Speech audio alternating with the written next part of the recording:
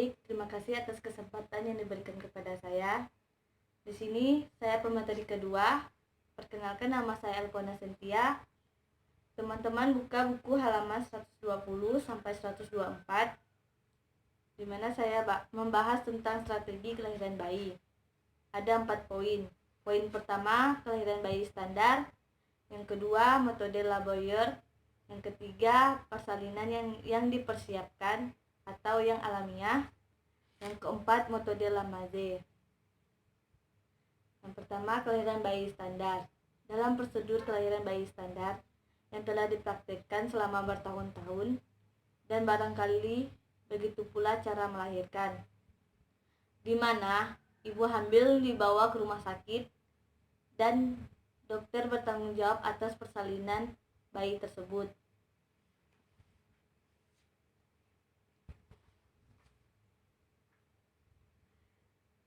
Maksudnya, ketika ibu hamil sudah siap melahirkan, ibu hamil dibawa ke ruangan seperti operasi dan diletakkan di atas meja dan bersama dokter, perawat, dan dalam menangani persalinan bayi tersebut. Selanjutnya, metode Laboyer. Definisi metode Laboyer adalah metode melahirkan yang kemungkinan bayi yang dilahirkan di sebuah ruangan tenang, bercahaya redup, dan memiliki suara-suara lembut untuk meminimalkan trauma dan stres bayi baru lahir, di mana persalinan terjadi dengan pelan-pelan dan kepala bayi tidak ditarik. Tali pusat bayi tidak langsung dipotong, menunggu sampai berhenti berdenyut.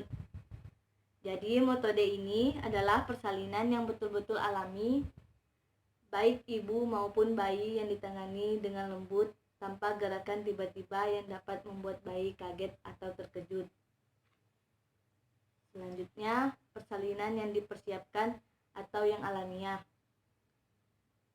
Persalinan yang dipersiapkan atau yang alamiah mencakup memberi informasi yang memadai tentang apa yang terjadi selama prosedur berlangsung.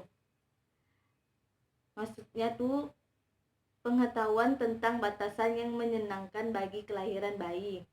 Ada antisipasi bahwa sedikit saja atau bahkan tidak ada obat yang akan digunakan, serta ada partisipasi di dalam pengambilan keputusan apabila kemunculan komplikasi.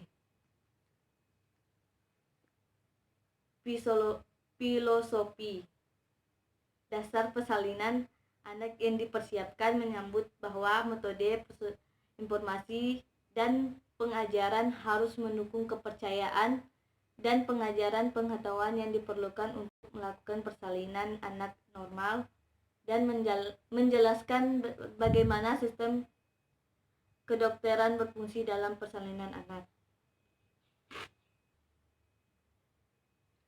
Yang keempat, metode Lamaze. Metode Lamaze adalah metode untuk meringankan rasa sakit dan ketidaknyamanan melahirkan melalui teknik pengalihan perhatian.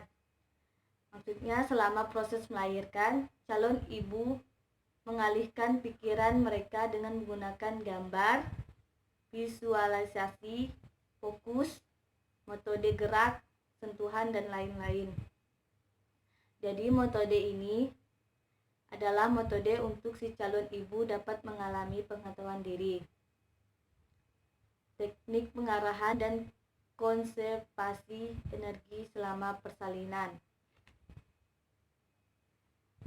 Selanjutnya, teman-teman lihat gambar 4.1, di mana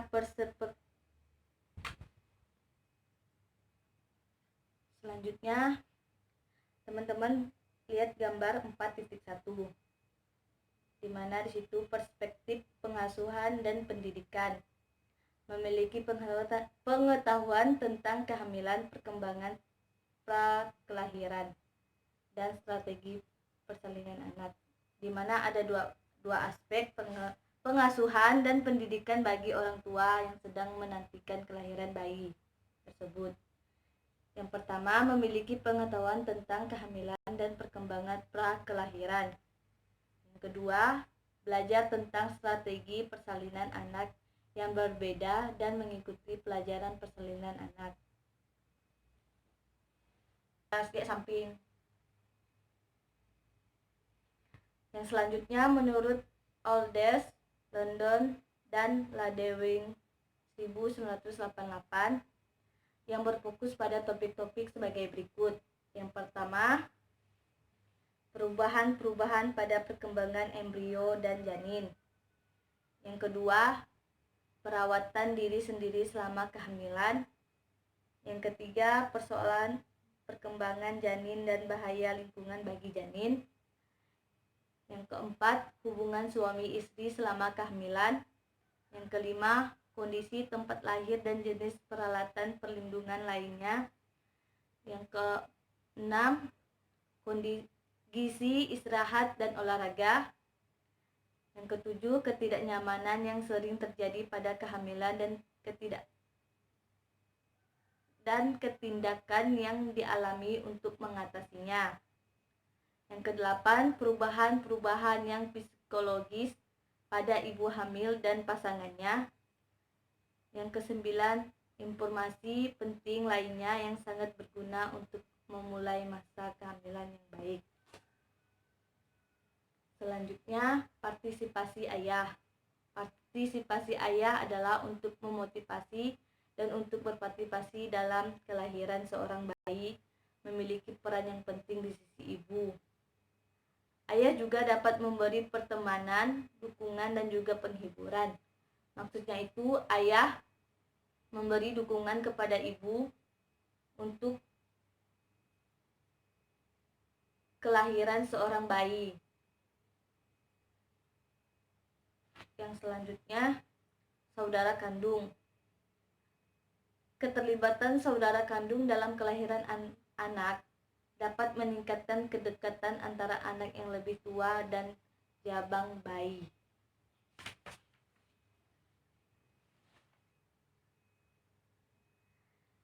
Di sini ada langkah-langkah untuk menolong anak menghadapi masa tibanya si jabang bayi. Ada 5 poin. Yang pertama, sebelum dan sesudah kelahiran, bacakan buku kepada anak tentang kehidupan bersama bayi baru. Yang kedua, rancangkan meluangkan waktu sendirian dengan anak yang lebih tua dan lakukan apa ia inginkan dilakukan. Yang ketiga, gunakan waktu ketika bayi sedang tidur untuk memberi sesuatu perhatian khusus kepada anak yang lebih tua. Yang keempat, beri suatu hadiah kepada anak yang lebih tua di rumah sakit atau di rumah. Yang kelima, beritahu si bayi tentang kakak spesial yang dimilikinya dan biarkan si kakak mendengar hal itu tersebut. Jadi ada 5 poin. Itulah 5 poin langkah-langkah si jambang bayi. Sekian presentasi dari saya. Terima kasih atas waktunya.